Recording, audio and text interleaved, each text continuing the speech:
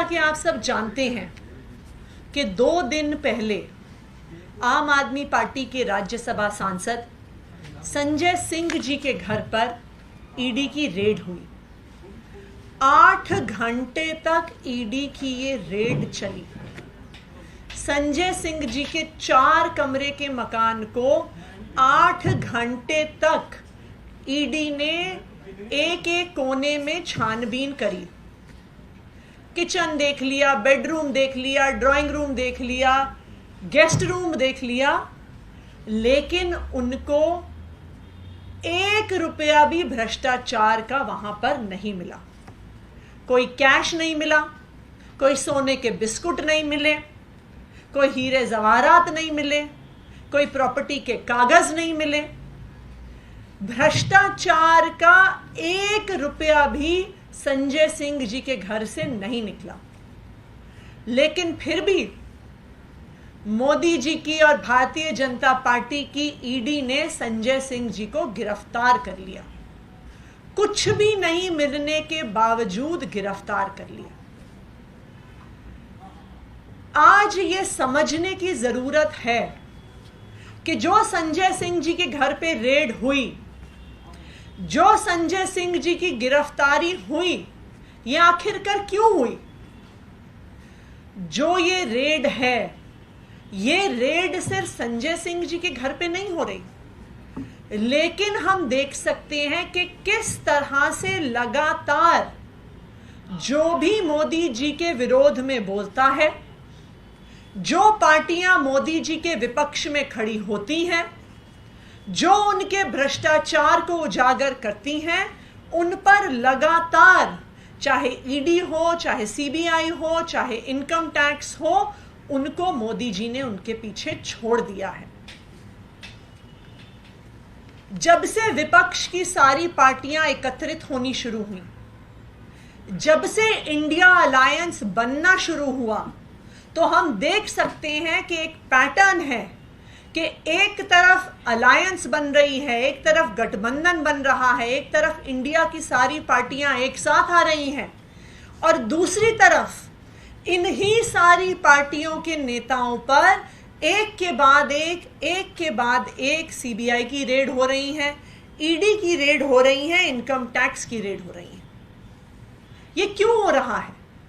क्योंकि प्रधानमंत्री नरेंद्र मोदी जी को समझ में आ गया है कि वो आने वाला लोकसभा चुनाव इंडिया अलायंस से हार रहे हैं। इसलिए वो कोशिश कर रहे हैं कि हर प्रकार सोनिया गांधी और राहुल गांधी से जुड़े हुए मामलों पर ईडी की रेड होती है। 24 अगस्त को एनसीपी के नेता शरद पवार, इंडिया अलायंस का एक और घटक दल, 24 अगस्त को शरद पवार के यहां पर ईडी की रेड होती है।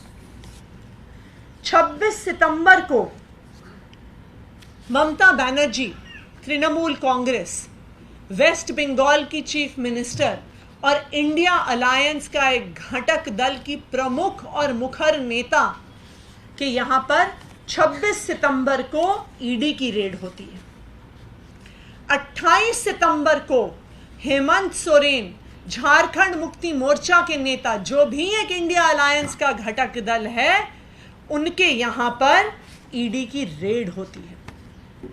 जिस दिन झारखंड मुक्ति मोर्चा के राज्यसभा सांसद दिल्ली के सर्विसेज बिल के विरोध में वोट डालते हैं, उसके अगले ही दिन उनके घर पर ईडी की रेड हो जाती है। तो ये पैटर्न क्या दिखा रहा है? ये दिखा रहा है कि प्रधानमंत्री नरेंद्र मोदी जी को इंडिया अलायंस से डर लगता है। ये ईडी और सीबीआई के रेड का, उनके सवाल जवाब का, उनके अरेस्ट का पैटर्न क्या दिखा रहा है कि प्रधानमंत्री नरेंद्र मोदी जी को पता है कि वो आने वाला लोकसभा चुनाव इंडिया अलायंस के सामने हारने वाले हैं। और उनकी ये जो हार की बौखलाहट है, ये पिछले 1 हफ्ते में और भी ज्यादा बढ़ गई है। अब वो हर ऐसे व्यक्ति को चुप करने की कोशिश कर रहे हैं, उनका मुंह बंद करने की कोशिश कर रहे हैं, जो मोदी जी के खिलाफ, उनकी सरकार के खिलाफ आवाज उठाता है। हमने 4 दिन पहले देखा कि इस देश के वरिष्ठ पत्रकारों के घर में ईडी की रेड हुई, उनको डिटेन किया गया, उनके लैपटॉप, उनके फोन सीज कर लिए गए। क्यों? क्योंकि वो मोदी जी की सरकार में बढ़ रही बेरोजगारी पर, मोदी जी की सरकार में बढ़ रही महंगाई पर सवाल उठाते हैं।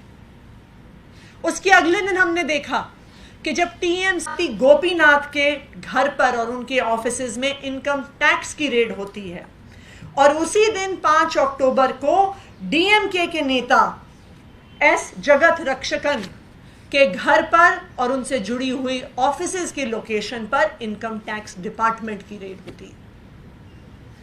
पिछले 5 दिनों में 8 जगहों पर जो इंडिया अलायंस के घटक दल हैं वहां पर रेड हुई। 20 से ज्यादा पत्रकारों की यहां पर रेड हुई। ये क्या दिखा रहा है? ये प्रधानमंत्री नरेंद्र मोदी जी का डर दिखा रहा है, उनकी बौखलाहट दिखा रहा है कि वो किसी तरह से ऑपोजिशन पार्टियों को, इंडिया अलायंस के दलों को डराना चाहती हैं। यही स्ट्रैटेजी प्रधानमंत्री नरेंद्र मोदी जी और उनकी भारतीय जनता पार्टी की एजेंसियां कई सालों से अपना रही हैं। वो पहले जो उनके नेता उनके विपक्ष में खड़े होते हैं उन पर ईडी सीबीआई के केस करते हैं, और उसके बाद उनको ऑफर देते हैं कि भारतीय जनता पार्टी में आ जाओ, भारतीय जनता पार्टी की वॉशिंग मशीन में धुल जाओ, तो सारे ईडी सीबीआई के केस खत्म हो जाएंगे। भारतीय जनता पार्टी की वॉशिंग मशीन में अजीत पवार धुल गए, पहले उन पर भी बाकी एनसीपी की नेताओं की तरह उन पर ईडी सीबीआई के केस चल रहे थे, वो भारतीय जनता पार्टी में चले गए तो सारे उनके केस धुल गए। सारी इरिगेशन स्कैम में जो केसेस, जो इन्वेस्टिगेशन चल रही थी, सब खत्म हो गई। शुभेंदु अधिकारी, टीएमसी के नेता, उनकी तथाकथित शारदा स्कैम पे, चिटफंड स्कैम पे भारतीय जनता पार्टी ने वेस्ट बंगाल में 2-2 चुनाव लड़ डाले। फिर उनको ऑफर किया कि भारतीय जनता पार्टी की वॉशिंग मशीन में धुल जाइए, वॉशिंग मशीन में धुल जाएंगे तो सारे ईडी सीबीआई के केस खत्म हो जाएंगे। और जब से शुभेंदु अधिकारी भारतीय जनता पार्टी में शामिल हुए हैं, उनके यहाँ पर एक बार भी ईडी की रेड नहीं हुई, एक बार भी सीबीआई की रेड नहीं हुई, एक बार भी क्वेश्चनिंग नहीं हुई। उसी तरह से नारायण राणे, हेमंत बिस्व शर्मा, भावना गांवी, बीएस येदियुरप्पा, ये लिस्ट पेजेस दर पेजेस तक चलती जाएगी कि जो नेता विपक्षी पार्टियां छोड़कर भारतीय जनता पार्टी में शामिल होते हैं उनके सीबीआई और ईडी के केस खत्म हो जाते हैं।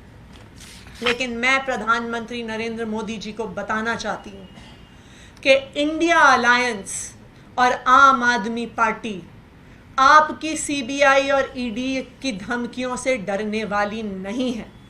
आप चाहे कितने रेड कर लीजिए, आप चाहे कितने नेताओं को अरेस्ट कर लीजिए, आने वाला लोकसभा चुनाव प्रधानमंत्री नरेंद्र मोदी जी आप हारने वाले हैं। इंडिया अलायंस आपके विरोध में देश के हर हिस्से में चुनाव लड़ेगी और हर हिस्से में आपको हराएगी। आप चाहे जितनी रेड कर लें, चाहे जितनी गिरफ्तारियां कर लें। Thank you ma'am. आप खुल के इंडिया अलायंस के पार्टनर्स के लिए सामने आ रहे हैं कि इस दिन रेड की गई, दूसरी तरफ से कुछ पार्टनर्स आपके भी लिए आ रहे हैं सामने, लेकिन कांग्रेस आपको नसीहत दे रही है और नसीहत देते देते कह रही है कि ये रेड गलत हुई है, संजय सिंह की गिरफ्तारी गलत हुई है, लेकिन साथ ही कह रही है कि जो आप कर रहे हैं पंजाब में वो भी गलत है।